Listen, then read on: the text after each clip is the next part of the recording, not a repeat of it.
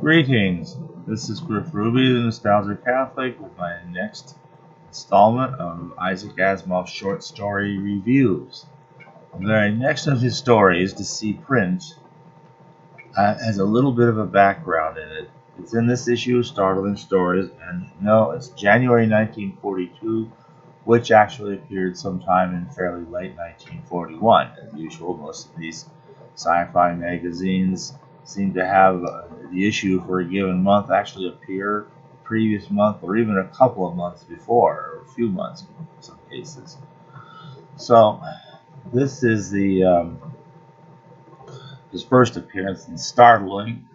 This was a story that he actually tried to place with Campbell's astounding science fiction, and failed. Partially, I think, for reasons of scheduling, but probably also partially because it was an attempt at being funny. And I have to wonder about the inspiration. If the story, let's just get to the story, what it was. It's listed in the table of contents here. And it's Christmas on Ganymede. So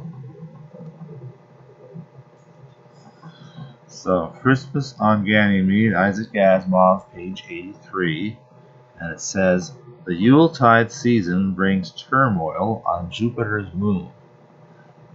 Hey, look at that, we're back on Ganymede again.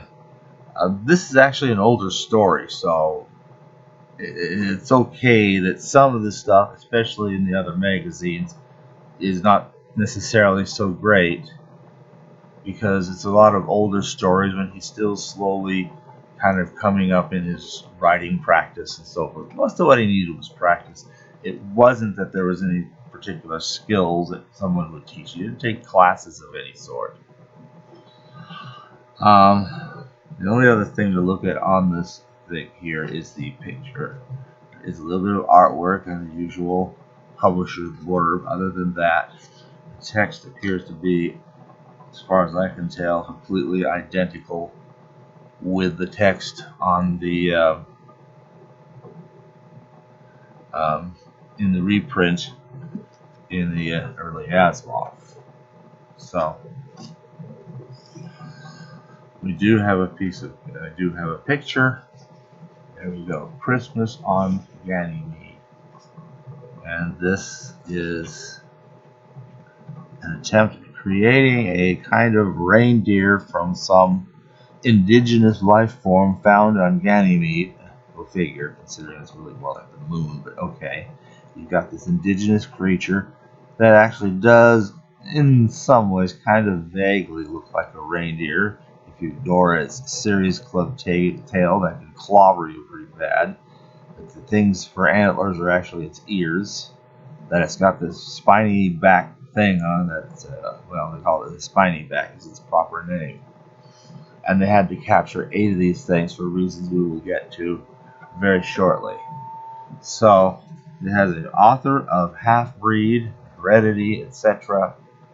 Interesting. Not author of Nightfall or Liar or Reason, some of the good stories that have a real future to them so far. So then you have the picture. It has a little legend. It says, oh, it's the guy trying to catch one of these spiny back animals. There he is. Mr. Olaf Johnson there. Kind of see him there. He's got the job of trying to get this animal to, catch him. And several more just there standing around in the wild, eating or munching or just, minding their own business. And he's trying to trick it or seduce it with a sugar cube, which they do happen to like. That's nice. And so he's saying, here, pussy, pussy, pussy, pussy, pussy, urged Johnson, hopefully. Here, Fido. Like they're dogs? Cats? What? I mean, they look like kangaroos, kind of, but 4-legged. Okay. And then the final thing. The Yuletide season brings turmoil on Jupiter's moon and ill will towards everybody When Olaf Johnson gets sentimental. Olaf Johnson, you're a Nordic Viking type person. Okay. So, let's see. Alright. So, what occasioned this was the year before 1940, he decided to write a Christmas story. It was almost Christmas. So, the way these publications work, there was no way any magazine could have got it in time for Christmas of 1940. Because he wrote it like December of 1940 and sent it in, in a day or two, sent it in. He actually sent it to John Campbell, and Campbell, said no, but hell no.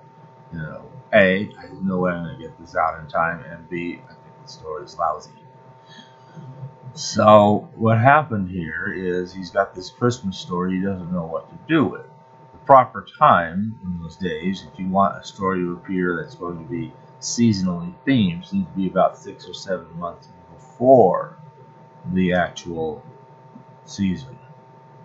So, learn and learn, So, but the other thing is, what is the object of the story itself? I'm a little bit at a loss because I could see how a story like what this is would be inspired by all the madhouse nonsense that people go through preparing for Christmas celebrations, all the trees and decorating and the lights and then the presents and getting them wrapped and then having a Santa Claus put in some kind of appearance, maybe at a department store, seems to be the most convenient. And all these other little Christmassy things, and by the way, in all of that, none of the things that Christmas is actually about. Nothing about the nativity, nothing about Christ, the Christ child, the birth of Christ, the birth of the Messiah, nothing about anything in the Bible at all. So it's like, what do you got left? You've got these trimmings and trappings, You got about the only thing you don't have here, because it didn't really exist yet in 1940 or 41 or 42, was Rudolph the Red-Nosed Reindeer. Either that didn't exist or that was still far too obscure and specialized.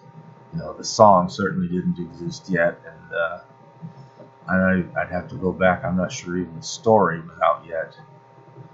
So, but you had the 8 reindeer, each with their names, Comet, and, I don't know, Dancer, and Prancer, and Stupid, or Cupid. I forget all their names, and I don't really care. It's Blitzen, okay, whatever. And there's 8 of them, you see. And so they're on Ganymede, and here's another thing. They're in an environment where they're basically exploiting the local indigenous life forms, semi-intelligent, for their labor. They bring in, they actually called it wolframite ore. Tungsten, in other words. I thought the name tungsten already existed, or maybe they only call it tungsten when it's been refined as a pure element. I'm not sure. And something called caron leaves. I don't know. And the shipment's a little behind on the caron leaves, apparently. And to inspire these creatures to want to do more, this one guy named Olaf Johnson decided to give these creatures something to look forward to. And so he decides to give them a Christmas. And it gets very tedious and adventuresome, because he gives them the whole stuff about Santa Claus and his 8 reindeer, and he brings presents for everybody.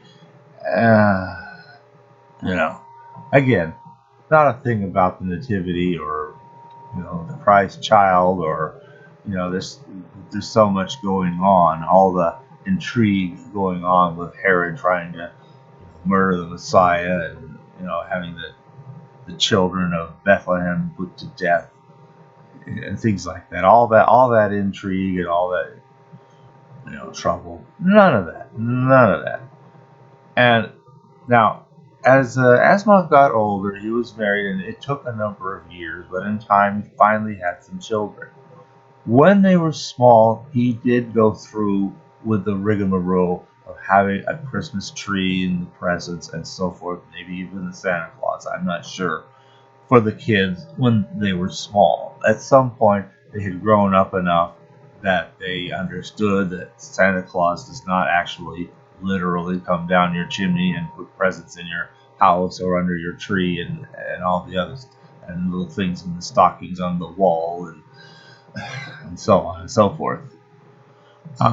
At that point, he pretty much did away with it. Maybe he gave them presents or something, but that be it. No, none of all the other stuff that it doesn't even have anything to do with Christmas anyway. Come on, they're Jewish.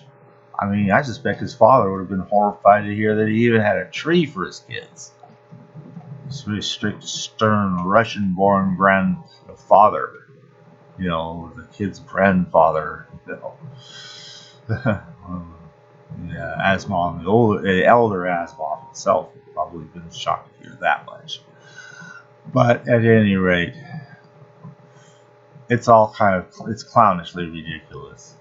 It's one of these things where they're exploiting these creatures, and then let's just say the exploitation kind of brings upon itself its own reward, because in order to inspire these creatures to get the quotas up of these wolfram ore, a few other odds and ends, and these Karen leaves, whatever that is, you inspire them with this story that Santa Claus comes with all these presents. Yeah, the creatures, they're kind of ostrich-like beings. They get called Aussies all the time. Are oh boy, it'll be Christmas. Okay. And they're all looking forward to this. And he has to go to these, suddenly Olaf, well, he's got the ire of everybody else for coming up with this idea. Now suddenly he's going to have to be the one to catch the reindeer creatures, spiny back animal, whatever they are, make them kind of look like reindeer, get 8 of them all neatly in formation, put in front of a sled that conveniently had been sent back when people thought there would be snow on Ganymede for some reason, and then there wasn't, so you got this useless sled, but hey, it's got air propulsion on it, so maybe that's all right. And he's got to go through all that. I think there's a hole torn in the wall so you can see him, and it's so unstable because these creatures don't want to be these other creatures, these spiny-backed reindeer-like creatures. They're wild animals. They don't want to be made to pretend like they're reindeer in front of a sled.